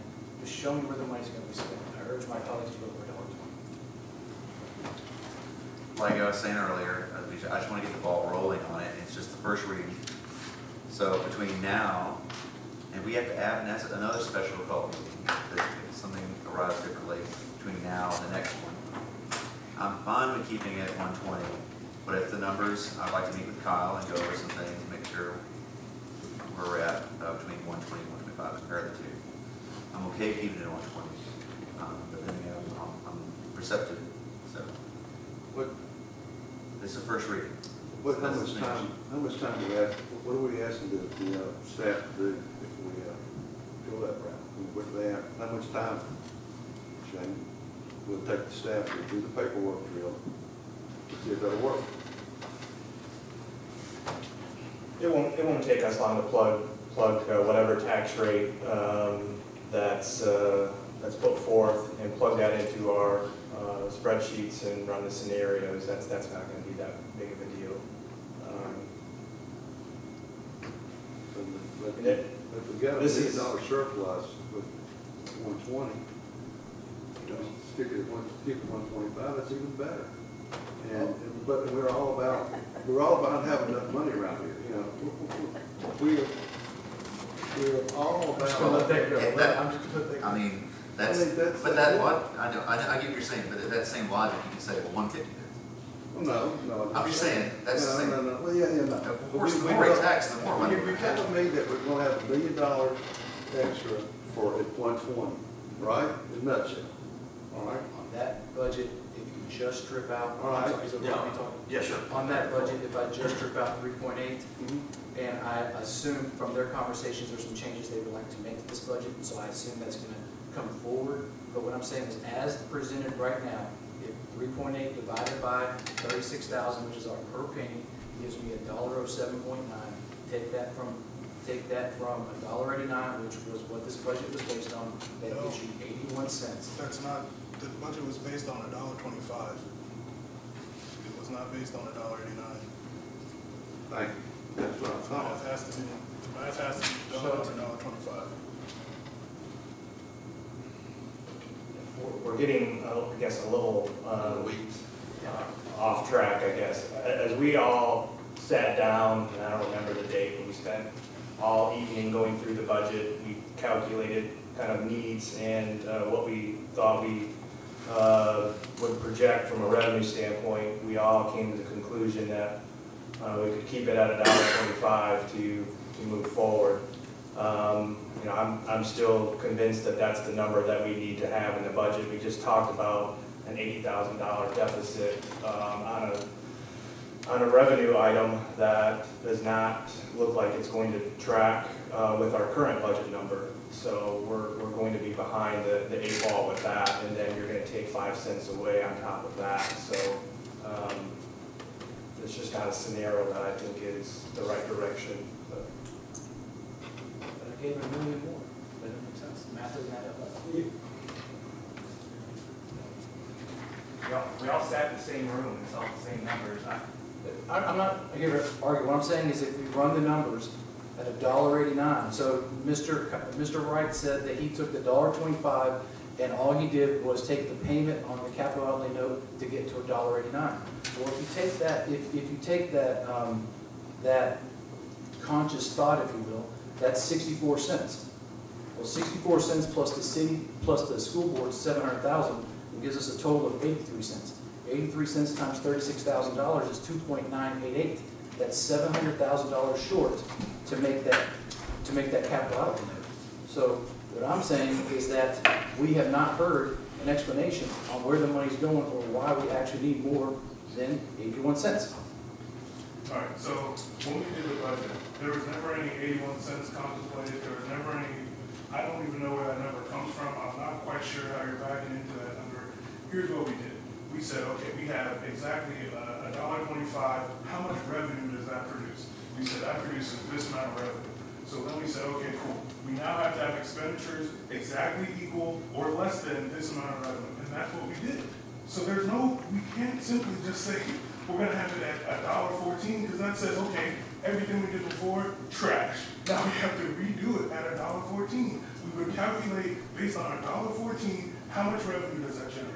then we would say, okay, now we have these amount of needs, we gotta start cutting. That's what we're doing at $1.14. I don't understand where salary one is coming from, or 81 cents is coming from. That's not how we've done it, that's not how it should be done, and that's not what I think is appropriate for the nature of the city. I've already articulated to y'all, February 7th, I sat up here and gave y'all a presentation. I told y'all the debt service that was due to the city, I told y'all the needs that were required of the city, and I told y'all then, I thought $1.25 was insufficient to cover the needs of the city for the future. I sat up here and said that February 7th. What I'm suggesting to you now is that I am willing to say, okay, we can continue to operate at $1.25 for the foreseeable future, as long as we expect that in the future, we will either have to reduce services or expand revenues in order to do some of the things that we want to do. If that's the will of the board, we will make it work, but $1.14 is simply not a number that is going to really be sustainable for the city. That's just not going to work. Yeah, so right now, we're just talking about between $1.20, $1.25, so. It has to be $1.25. That's the number. Yeah, I'm not, $1.25, it ends up being $1.25, it's okay with me. I'm just looking to see what it looks like $1.20, and if that's something we can just fix, this is just the first reading. This is something, we're making a big theater out of this actually right now, and we don't have to. So what I'm trying to say is, this is just a first reading. This is something where you just have another special call meeting. We live in Lakeland, we're not flying from Belgium. So we just show up here, we need to have another special call meeting. The numbers are out at 125, and Josh and Kyle have a meeting, and that's all cleared, not in front of everyone. You can sell popcorn wraps. I'm just saying, this is something that can be resolved a little bit more professionally, maybe something that wouldn't make it a big scene out of it. And if the dollar's 125, it's 125. That's fine. It's just the first reading. Let's move on. This is item number 1. We'll just have another special call meeting. We can have 2 in August. I mean, I don't know how you space them out, but I know there has to be some distance between the 2. 7 days. Yeah. So if it's $1.25, it's $1.25. And then we can go from there. I have a question for Will. Does changing the ordinance affect the timing of, in other words, if we say $1.20 tonight, and then we change it to $1.25 7 days later at a call meeting, does that affect, then throw into, we have to have another call meeting 7 days later to have a double reading of the 125? Does that make sense? I understand your question, and the short answer is no. Okay. That's why I encourage, and you know, baked into the urgency is giving sufficient time to the trustee's office to do the manual input that they will have to get the tax bills out in a timely manner. We're going to give them as much time as we possibly can. So I suggested to each of you a special call meeting potentially at the end of the month after we get the letter that Terrence discussed earlier. The short answer is no. At the next meeting, at the second reading, let's say whenever that meeting does occur, if it's the will of the board to amend the ordinance and tweak that number, change it back to 125 or whatever that number is, you have discretion to do it at that time. Okay. Pass it and it will be official as the second reading. So no need for a third meeting. Perfect. That's all I wanted to clarify. I don't want to throw a wrench in the timing, because that's very, very important for the trustee's office. That's why I suggested whatever the will of the board is, in order to provide that sufficient time, let's go ahead and get the first reading out of the way now, so that we can have a second reading and things proceed to the trustee's office plan. Okay, thank you. That was my question. That just gets the ball rolling. That's all I'm trying to figure out. It's not wrong. Nothing's in stone. So now we need to have a vote on the ordinance as amended and voted in favor of. So Madam Recorder, if you would please call the roll. Vice Mayor Moore, Yes. Commissioner Dow, Yes. Commissioner Gonzalez, No. Commissioner Wright, Yes. Mayor Cunningham, I'm going to abstain. 3 in favor, 1 against, and 1 abstention. Thank you. I just want to see the numbers before I go forward with that. So, all right, Madam Recorder, if you would please read Resolution 2. Resolution appointing Butler Snow to serve as bond counsel for the 2019 USDA loan. So moved. Second. All right, have a motion and second on the floor. Floor is open for discussion. Mr. Wright, please. So this resolution was sponsored by me. This is, of course, to approve Butler Snow to serve as bond counsel related to the 2019 USDA loan. We've worked with Butler Snow up until this point in good faith, understanding that at some point we would have to square away an engagement letter to make sure they were compensated fairly and appropriately for their services. To date, they've been enough of a professional and clearly experts in their field, and have enabled us to proceed with alacrity as it relates to this loan that I know we all want to close as quickly as possible. Michael Bradshaw is actually here this evening. If you guys have any specific questions for him, he thought he'd make himself available. But to the extent that you don't, we're happy to move forward. All right. Any further discussion? All right, Madam Recorder, if you would please call the roll. Vice Mayor Roman, Yes. Commissioner Dow, Yes. Mr. Gonzalez, Yes. Commissioner Wright, Yes. Mayor Cunningham. Yes. 5 in favor, 0 against. All right, motion carries unanimously. If you would please read resolution number 3. Resolution authorizing the mayor to execute a project development contract with Lake District LLC for a 16-lot subdivision to be known as the Lake District Plan Mixed Use Development Phase 1. So moved. Second. All right, motion on the floor and seconded. Floor is open for discussion. Ms. Emily. So this is the development contract for phase 1 of the Lake District. This was before you a month ago. The developer has, came in yesterday, he signed the contract. He also paid all development fees and the letter of credit was provided. So the fees are laid out here in the memo. I think we kind of went through them last month. So are there any questions about the project or? We're just excited about it. Yes, we've done our first review of the construction drawings, and last Friday, of course, I submitted the comments, so we're working with the engineer on those, so we're getting very close. Anyone else? Quick question. My only concern now is, we've gone through plan A, B, C, D. I don't know where we're at. I don't know what we're approving. Look, I've called up here today, and I got a list of all these various ordinance and development plans we've done. And, that goes back to the days of, 500,000 square feet of retail. And now we're looking at half of that, more apartments, for the whole project. So, I just don't know what we're getting on, where we're getting this time. It's a big concern. So we're at 16 lots. well, okay, so just to be clear, so this is just phase 1, and I included, so that you all would know, or portion out the phasing map. So this is only, the way this is such a large development, it has to be subdivided into various lots and various phases. The majority of these are out parcels, like 14 of the lots are the out parcels that will be sold to other retailers to do their own site plans, just like what happened with Aldi. So the process is not any different than any other planned development. So phase 1 only includes these 16 lots. That's a small portion of the total site. I think it's 40-something acres, maybe of them. Yeah, 40 acres of 161 acres. So all this is getting, this development contract just gets the infrastructure in the ground for just that first phase.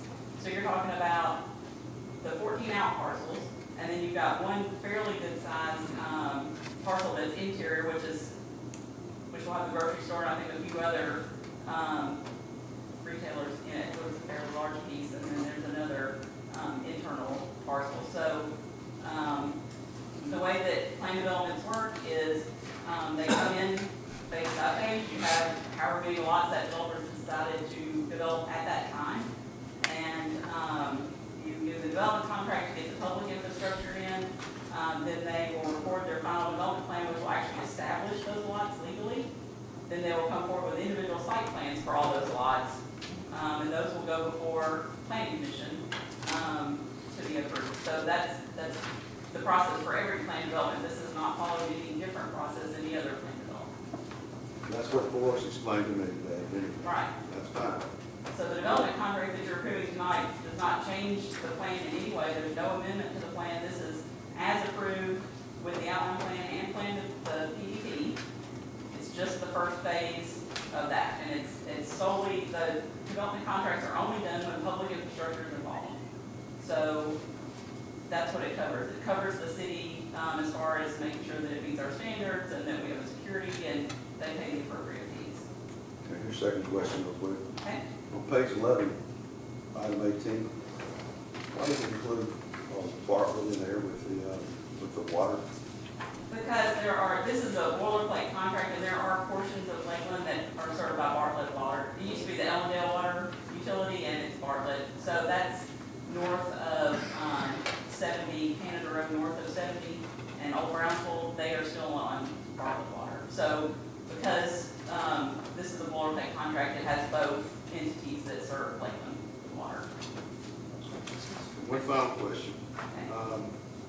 and not really for you,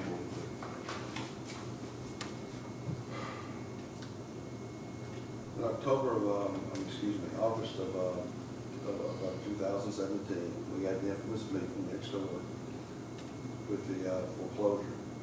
And at that time, there was a request made, or there was supposed to be a payment of some of our legal fees back from the Lake District. That was discussed at that meeting, I believe. And not knowing, if you look in the city coffers, there's no payment of any legal fees from the Lake District. And I'd like to know where that went. Now, if it was paid to the IDB, maybe they could tell me. I did email the chairman of the IDB, and he has not answered me. So I'd like to know if those legal fees were paid. There's also the $10,000 fee that he had to pay, I believe, to start the TIF process. And I didn't know if this was paid or not. And I'm sorry, but after we had our little incident last month, I just think we've got to question everything that happens over there. We got to. I can't answer that I question know you now, can, I know you but, can, but it's, we can look into it and see. That's not something I would be involved in, but we I can know, look and see. I know you didn't, and I said that, but someone needs to tell me. Yeah, we can look at that. I guess that. Good evening, everybody. I think Commissioner Gonzalez is making reference to the request made by Dan, the city lawyer, for $20,000. It was a number, around 20. It was paid, I don't think it's in the city budget, but it was paid to the development agency. Jake, do you remember that? IDB. The IDB, yes. So it was paid to the IDB a few days after the request was made. You see, that's, And I think most people, you are in the calendar, other would probably attest to that. Yes. Thank you. so I've got to go to the IDB records to find that payment. Say again, So I have to go to the IDB records, their financial stuff. City staff would have access to it. Huh? City staff would have access to No, it. they don't, there's no record here. I did find the $20,000 payment. I just found that, we just located that, or at least the record of it. Record of it, so where's the money? See, that's I what. don't know what I know. budget account number it was placed in, I'd have to. Yeah, I think you should do. If the IDB has it, there should be able to get access to their books to see. I can tell you there's $10,000 in the IDB checking account. I can tell you that. The request was made and the payment was properly made. All right, any further discussion? No, I just look forward to seeing more along the lines of development like this. It's upscale. Obviously, the way we treat developers does reflect on future development. So welcome the Lake District and Lakeland Commons and anyone else who wants to come here and develop. We love Lakeland to become a place to build upscale, mixed use, retail, entertainment. So we're just glad to see things moving forward, because I think the next few years you'll see a lot of things happening. A lot of citizens will notice it, not just visually. You'll see it just driving around town. Lake District's the obvious one because you can see it right there at I-40. But you'll see other things happening around the exit as well in the next few years. And I think it'll change the fabric in our town in a good way. It won't be tearing down trees in your backyard. It'll be focused mainly at the exit. And I think it'll also give our town tremendous relief as far as the sales tax. As far as the sales tax revenue goes, I think things will change tremendously in the next few years. Thank you. Any further discussion? I'll close the floor. Madam Recorder, would you please call the roll? Vice Mayor Norton, Yes. Commissioner Dow, Yes. Commissioner Gonzalez. No. Commissioner Wright, Yes. Mayor Cunningham. Yes. Okay, 4 in favor, 1 against. All right. Madam Recorder, if you would please read resolution 4. Resolution approving a residential subdivision contract with TMB LLC for Oakwood Grove phases 3 and 4. So moved. Second. All right, motion on the floor and seconded. Floor's open for discussion. Ms. Emily, please. Okay, these are the next 2 phases of the Oakwood Grove subdivision. They have so far completed phases 1, 2, 1A, 2A, and 3A. All of those phases are currently under home construction. So the remaining phases are 3, 4, and 5. They're wanting to do 3 and 4 at the same time. I have the construction plans in my office that I'm reviewing, but this outlines their development fees, which would be in the amount of $329,402.63. This also includes a in lieu of construction payment for Chambers Chapel. So any portion of the development that abuts one of our major roadways that would be expanded in the future, then they are required to pay in lieu of constructing that widened section. So the amount due on this phase of the project is $41,621.66. This includes 57 lots and approximately 37.5 acres of the overall development. Any questions? No, just, you can tell it's going fast. I've said Kensington Manor will be kind of like Oakwood Grove this year. I mean, the way things are just picking up. And I've talked to people who live in those homes, and they're very happy with how everything's going. And even Hallmark and all the individual contractors that have taken over the custom builders, which is great to see, custom building. Thank you. Any further discussion? All right, just looking at the numbers on the spreadsheet. 329,000 is not a small number, so that's a good thing. All right, hearing no further discussion, Madam Recorder, would you please call the roll? Vice Mayor Norton, Yes. Commissioner Dow, Yes. Commissioner Gonzalez. Yes. Commissioner Wright, Yes. Mayor Cunningham. Yes. 5 in favor, 0 against. All right, Madam Recorder, if you would please read resolution number 5. Resolution authorizing the mayor to execute a contract with DRC Environmental Services, Inc. for emergency debris removal, rescinding resolution 2019-06-2. So moved. Second. All right, got a motion on the floor and seconded. The floor is open for discussion. Emily's back. This is back on the agenda because, I mean, it's hard to believe that It happened. in preparing the memo and resolution, I used the one from 3 years ago, and I failed to change the dollar amount. So, I think the previous resolution was for 15,000, and the actual bid amount was 24,487. So this is rescinding the resolution that was not the right amount. my mistake in making it right, so this would be the right bid. Any further discussion? What was the amount? I'm sorry. The new amount or the old amount? The old amount. The old amount was 15,000 some odd. That was from 3 years ago. Well, That was the about contract amount. About 9,000. And it is a different contractor. The previous contractor was Series Environmental, and this is DRZ. Okay. All right. Any further discussion? Hearing none, Madam Recorder, would you please call the roll? Vice Mayor Bowman, Yes. Commissioner Dow, Yes. Commissioner Gonzalez, Yes. Commissioner Wright, Yes. Mayor Cunningham. Yes. 5 in favor, 0 against. Motion carries unanimously. All right, Madam Recorder, if you would please read resolution number 6.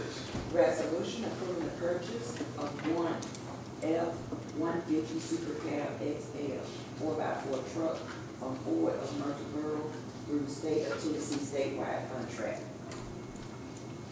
So moved. Second. Motion on the floor and seconded. The floor is open for discussion. So this is the, really the replacement of one of our fleet for construction inspection. One of the inspectors drives a 2006 Ranger, and it's in need of a number of mechanical repairs, and so it's time for us to replace that fleet. This was put in the budget, so it's not an extra expense, but this would be replacing one of our fleet for our construction inspector. Any further discussion? I remember that being in the budget, so Yes. we do have a fleet that is aging, so we're going to have to look at that over time for sure. Yes. All right, hearing no further discussion, Madam Recorder, would you please call the roll? Vice Mayor Bowman, Commissioner Dow, Yes. Commissioner Gonzalez, Yes. Commissioner Wright, Yes. Mayor Cunningham. Yes. 5 in favor, 0 against. All right, Madam Recorder, if you would please read resolution number 7.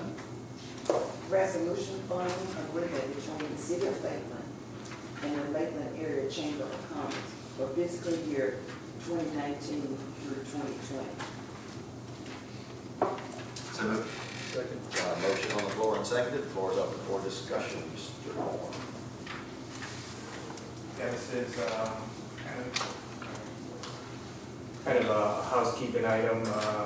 Kyle brought to my attention that the previous annual contract had expired. This is simply updating this contractual agreement with the Lakeland Chamber for this current fiscal year.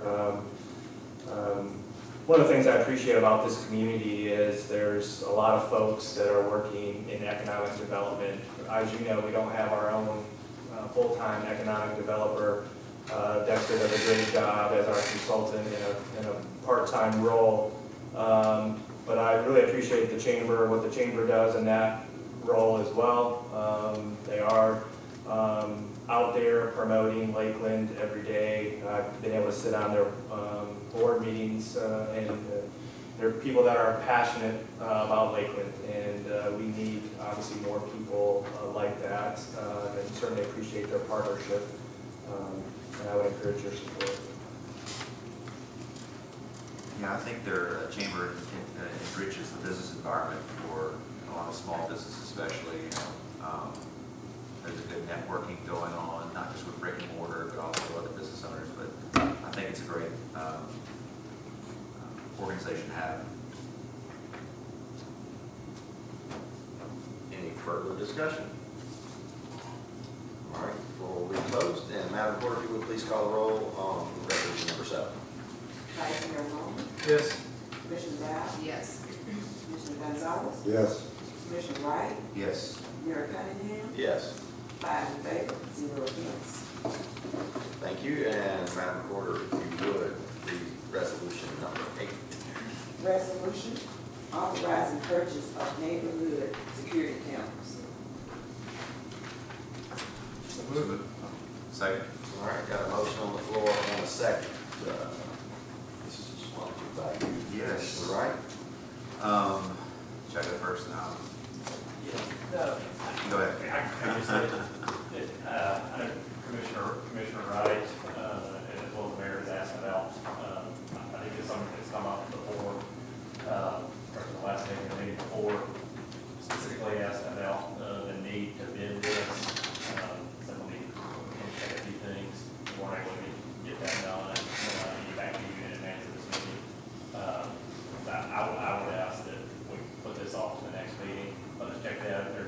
times and opportunities to take advantage of nationwide bidding. We subscribe to different services like that, statewide bidding. Need to check that, because I know this service is used in other areas. The short answer is, we still need to check that. We'll get on it before the next meeting, whether that's a special call meeting or next month, so that y'all are prepared to make a decision before we put it out the bid. Yeah, absolutely. I appreciate that, and I understand, and I'm all for public safety. However, I want to make sure we do it right. If we have to bid, we put it out to bid. But also, we just, a month ago, approved a 90-day trial period for one camera, and we don't even have that installed yet. Now we're going to want to go get 30 of these things. Also, I've been contacted by Shelby County Commissioner Mick Wright, and there are some Skycop cameras that are being offered to us as part of his allotment from Shelby County. So I think rather than just rushing into this, we need to definitely put a project plan around this where we are looking at what we can get for free from Shelby County and what that provides, and then come back to the table with something once we've evaluated what this 90-day period we voted for last month actually comes to fruition, and we see what we're getting for our money, because it is taxpayer dollars. And with that, we would be able to make a more sound judgment with what's in the best interests of the community as a whole, because public safety is huge. So rather than rush, I appreciate the fact that we do need to table this, and let's look at all the pieces and factors and make the best choices we can for our taxpayers as well as for our own safety. I'm definitely curious to see what the county commission is willing to give us at no cost, and how that factors in and can complement what we're looking at doing with Flock. So Right. It can add to the big picture, from a big perspective, and I don't want us to rush just to do something to say we did it, but we do it right the first time. So, And of course, I wasn't saying that have to move forward next month, just that, after the last month spent a lot of time, with USDA and all that, that's where our focus was, I think appropriately so. And I'll be responsive, and the board can do whatever they need to do, whatever decision is to make. It's all my comments. right, no, that's fine, that was not what I was trying to apply, but for your sake, from a legal perspective, we're also, it's not just voting for the cameras and putting them up. There are some legalities that we're going to have to look at as far as policy. Who's going to have access to the cameras? What is the actual process for if there is something that happens? How do we put that process into place? So it's more than just putting a resolution on and voting for X number of cameras. This could be a huge project and a huge win for us. I just want to see us do it right and get the best bang for our buck, but yet get the best security we can possibly get. So. That's all I was saying, because it's probably going to affect you from a legal standpoint as well, so. Sure. I was just going to say that I know that this is a passion of Wesley's, and some things, kind of like how the numbers come, a little bit easier for me to. Some things are just up people's alley. And what I would like to see, I don't want to put more work on the Commissioner, right?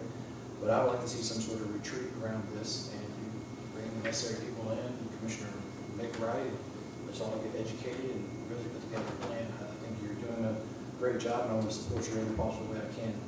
And I would appreciate a retreat on this where kind of get a leader, if you don't mind. I'd love to, actually. But the main reason I was wanting to table it is just to make sure if there was any legalities involved, they didn't have to bid it out, things like that. I've been in contact with Mick Wright as well. As far as Skycop go, we'll probably get between 2 and 4 cameras. That's great. Which would be great at the exit, but as far as creating a network, that's where Flock comes in handy. The Shelby County Sheriff is actually working with Flock right now, and the great advantage of Flock is the data sharing you can have between Shelby County Sheriff, as well as the town of Collierville and Bartlett, and some other neighboring towns who are looking to get on board. Just the cost, some people worry about the cost, $60,000. Well, $60,000, let's say we wanted to expand on Skycops. Usually $60,000 gets you 2 or 3 Skycops. Flock is very much affordable because of the agreement of leasing. Releasing it, you're not buying it. Well, the problem with buying something is you're kind of stuck with it. The advantage of leasing it is that you can get upgrades, and there's no extra charge in that. So in a 6 to 12 month period, they're actually going to put in sleeker cameras, whoever already has the contract. The first agreement we were talking about was just a 30-day trial with 1 camera. Then I got back with him and he offered a 90-day trial period, 30 cameras. And at that 90 days, if there's something that we're either not satisfied or we just want to get out of it, we pay nothing. And so I do want to table it, but with that in mind, and a retreat would be great, just get everyone on the same page. That in mind, those 90 days do give us a lot of time to work out all the processes that need to be put in place and renegotiate even before that 90-day thing runs out and say, okay, let's do it differently. And that's also in there. I asked our attorney about that. So the contract leaves us a lot of flexibility. So, but yeah, let's go ahead and table it. I'll be glad to put together something where we get everyone together, even involve the Shelby County Sheriff and Nick Wright, everyone needs to come to the table and you know, be on the same page. That's awesome. I believe that's what the detail, the devil's in the detail, so I believe we definitely can do it right, doing it that way for sure, so. Sound good? Procedurally, do we need to vote to table it? Yeah, I would assume that's gonna be on the vote. Just remove it. Before you approve it. In response to you, you're welcome to include that from your. Okay, I move that, or remove item number 8 from the agenda. No objection. No objection. All in favor, say aye. Aye. Any opposed? All right, that leads us to our last point. Madam Recorder, if you would, please just read the discussion item. Discussion and update on dog park project. So moved. I'll second that. We have a motion and second on the floor. The floor is up for discussion. Mr. Rennie, waited a long time. It's your turn. Thank you. Kind of where we're at, give you guys a brief rundown. We were able to get $25,000 from the Boyd Foundation for the Dog Park Dash Grant in November of last year, and then Nick Wright approached us shortly after and wanted to contribute as well. So Shelby County has contributed another $25,000 to bring the total to $50,000 for the project. Originally, we were kind of thinking, you know, let's get it done quick, and then Emily came to us and said she's got some extra architect and engineering money that she was willing to let us use because we don't have any in our budget. So we were able to get with Cannon to do a layout of the park, make sure we're doing it right. Also, if you've ever been to Zadie Pool Park, it's shaped like a Pringle, so the drainage in there was kind of a concern for us, especially with dogs being in the park. You don't want that waste to run into the waterway system. So they were able to give us an idea of how we can prevent the park being run up by the dogs with the water, the drainage properly, and kind of preventing the waste runoff. So right now, we have the funding to move forward with the dog park portion of the project. We'd be able to put up fencing for a small dog area and a large dog area, a couple of amenities, benches, the waste containers. But one thing that Dr. Murphy with the pet hospital suggested at our last Parks Board meeting was really kind of thinking of investing in extending Zadie Pool Drive from Canada Road past the pet hospitals into the park. Right now, it only goes to the end of what the pet hospitals is, but technically there's, I believe, 60 feet or so until it gets into the parkland, and then we would create some type of parking structure. And what this would do is not only open it from Canada Road to create more exposure for the park. He put it best that right now it's just a neighborhood park. You have to get to the neighborhood just to get to it. This way it could be more of a community park that people, you know, wouldn't feel isolated with it. It's more welcoming. And the big thing is for the neighborhood is it would create more parking so that people aren't clogging up their streets, parking in front of their houses. So it's just a thought we wanted to bring to the board's attention to get everybody's kind of thought on it and what kind of direction we would like to move forward with the project. Kevin put all of that very well, reviewing how we came to this issue. And thank you, Dr. Murphy, for attending tonight. Really appreciate you. We are concerned about there only being one entrance to the dog park and the parking be congested. And, so I asked them to put a preliminary something together to just see what it would cost to start with gravel and see where we would go. But if there's not a huge difference, and because gravel is a whole lot more expensive than I thought it was, and if it wouldn't be much more expensive to even just go ahead and pave it from the very beginning instead of paying to have it gravel and then have to go back over it to pave it. So yesterday they showed me a preliminary plan, and it does include some lighting. We do have some lighting options with light, gas, and water, so I would like us to not delay the opening of the park any more than we have to. However, we did have a discussion that it would probably be ready for opening in the winter. And with, nightfall at 5 o'clock, it's not going to be utilized very well anyway, because, working in the dog park after dark, in the cold, those types of things. So we even thought about being able to get this drive taken care of and then postponing an opening until the spring when there is longer daylight hours and those types of things. So we wanted to bring it before you all and discuss it, and if we want to have a possible action of going ahead and at least getting the plan done, I'll make a motion to do that. If you would just like to think about this until our next meeting and see where we want to go. That's, I'm just looking for the direction of the board for this situation.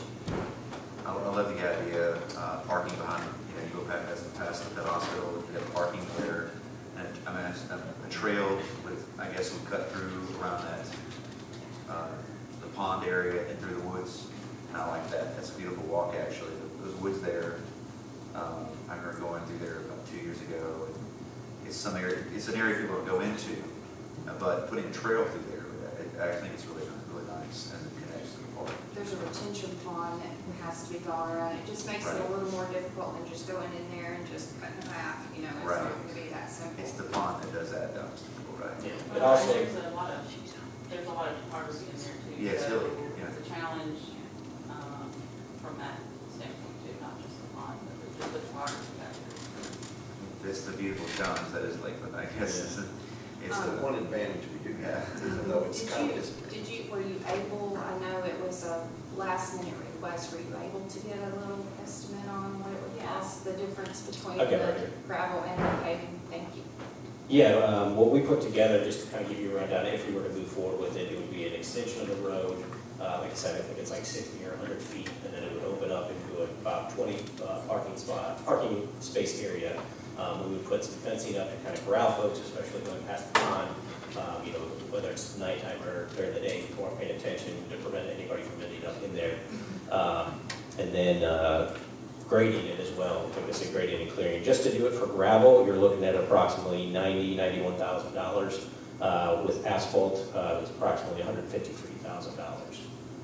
I will give the disclaimer, whether we're moving forward with just the design portion of it and or the entire project, I do not have it in the budget, so that we'll probably have to come for reserves or another mechanism. The design cost would be $8,200. That's not included. 8,200. Yes, for the design. Is that gravel path, is it curving through the woods, or was it kind of straight? It's not laid out. Oh, We have to get the design done, so Okay. we just, to get the length and do the estimate, I just drew a straight line. okay. But it could be under. I was assuming you curve it at I mean, it could happen, that just make it longer. It's just a really rough sketch is what we went off of. So basically, the design engineer, we sat down with them, prior to coming up with the cost proposal, and so this is what we're looking at doing. He sort of positioned it where it would be the least amount of grading for the parking lot. And then, so I just took that area, it's 20 parking spaces, and then, and the length of the road is actually about 300 feet. Oh, it's inside. Yeah, and then the trail is about 180 feet. So it's not really laid out as far as an alignment of the trail. We could manipulate that however we wanted to. It's just an estimate of that's approximately how long the trail would be. Okay. So, I don't think the trail may not be drawn on there. It is. Did you draw on Yeah, it? it's got Okay. are any of the funds that have been committed from the Boyd Foundation and from the county commission, That's all going that's towards the all dog park. towards the dog park? Yes, we are able to move forward with the dog park portion of it, putting the fencing up, getting the amenities, doing the proper drainage. This would be in addition to? Yes, this would strictly be the focus of the road and parking lot and pathway into the park. And kind of going off of the lighting, that would be something we would need to consider long-term wise. Just as Commissioner Dow said, wintertime especially, coming in, folks aren't getting off work till 6 o'clock, so it's not fair to residents in that aspect of not being able to utilize the park, the lighting, and also for a safety standpoint, so. Right. And there are paved parking spots, I think, 4. Four. Eight. 6. 6, I think, Eight. 6 or 8. 8. Oh, Commissioner good. Dow, Yes. the doctor, you want to speak? Oh, That's okay.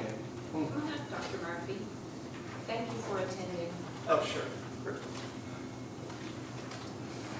I don't have much to add, but I do want to just, for those of you that were not on this commission a couple of years ago, when we originally purchased the land, it was 9 acres, and we had the idea, we didn't need all of it. Our intention was to use part of it, of course, for the hospital, but also to section it off and sell the remaining parcels. We noticed the park back there. We noticed it wasn't used. We approached the city with the idea of perhaps donating it. Was there a need for a dog park? And there was an emphatic yes. It's been a long-term need of the city.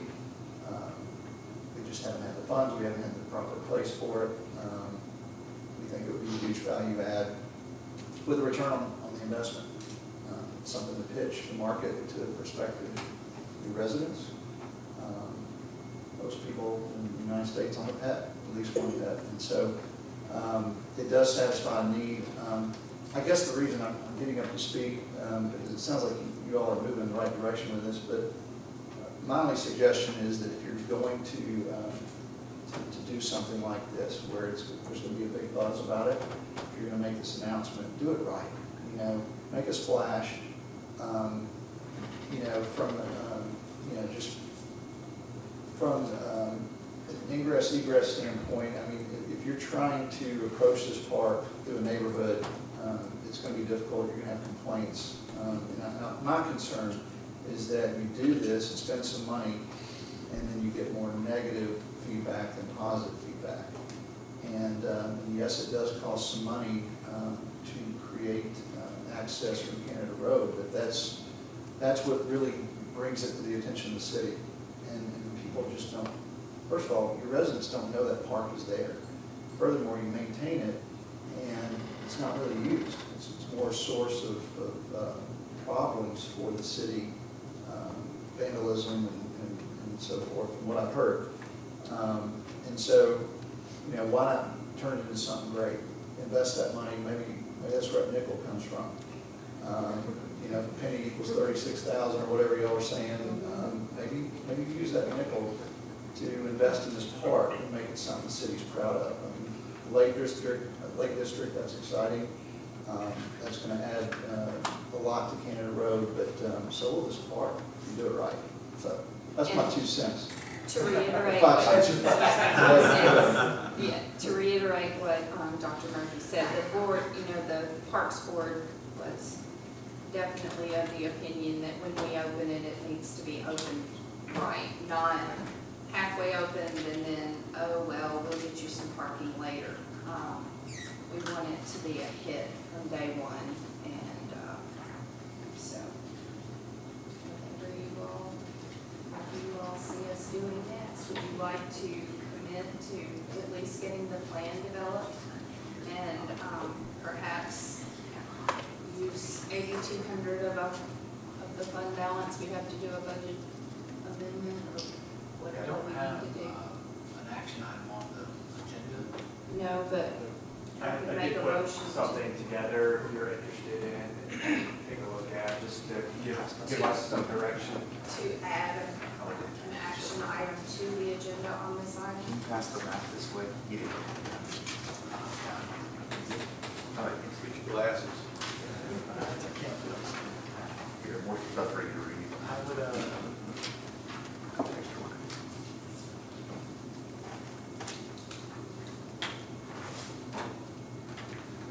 it sounds like because it's going to be opening again this spring, we have a little bit of time to think about it. So I would probably, it looks like we're going to have a special call meeting here in 10, 15, 12 days, most likely. So I would probably say that as we have more individual discussions about the budget and things of that nature, we bring something actionable for the next special call meeting and the actors. Yeah, I agree, and like the doctor said, let's do it right, and let's make it bang for the buck, and not just take this from the discussion item tonight when we're all kind of green to this, for lack of a better way to put it. But I agree, this is something we can really get behind and make outstanding, and that's what we need to do. We need to start showing some really outstanding wins from this board, and I believe that the right way to do that is to kind of defer it tonight until we can get, our arms around it and kind of float it out there to see what we can do for sure. So I definitely support kind of just holding on for tonight until we can get it up and really have some meat and potatoes with it. So, I'll give one more disclaimer, and obviously, if it's a couple weeks, it's no big deal. It probably will be about 6 months or so to get the bidding process and construction documents and everything, so just kind of figure that in your timeline. If it does get deferred again, just kind of keep that in the back of your head. I'm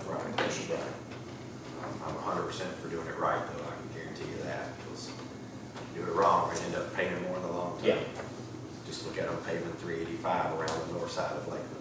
Those of you that don't know, Yeah. it's been a mess all week, and it's not getting any better soon. So, I was just gonna say, you'll give it to Edward, fill out a card, that would help us out. yeah, definitely, we need that just for the siege records. So, Yeah, I think you hit the nail on the head. Thank you for coming. Actually, looking at this, I got a different visual. And when people describe things, my mind automatically puts a picture in my head. And I look at this, it's actually kind of better, because I like how the parking lot's pushed past the pond, right? Yes. Well, yeah, And so I was visualizing it differently. This is nice. Yeah, if you look at how the grades are, the farther apart they are, the flatter.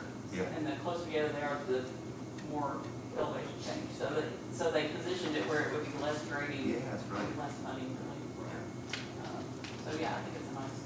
Yeah, one thing that's not shown on that map as well is, obviously we've got the road and the parking in. We'll utilize as much of that land as we can, expanding trailways. So even if it's just an additional half mile, quarter mile loop, something more that when you get there, you can jog on the trails, take the dog to the dog park, kids can play on the playground. That's another portion that's not included in this project, but we are working with grant money to replace and fix that playground as well. So. and I do know that the county commission does have budgeted dollars every year, so this is something that we can actually expand on over time and make it even better as we go, because I spoke with Commissioner Mick Wright several times, and he's like, hey, we've got some money, let's find a good use for it. It serves all the public, so that's definitely a win for us long term as well. So. Thank you, Kevin. Thanks, Kevin. Appreciate that. Absolutely. Thank you, Doctor. All right, that concludes our business. Do we have any announcements? Hearing none, I will entertain a motion to adjourn. Also move.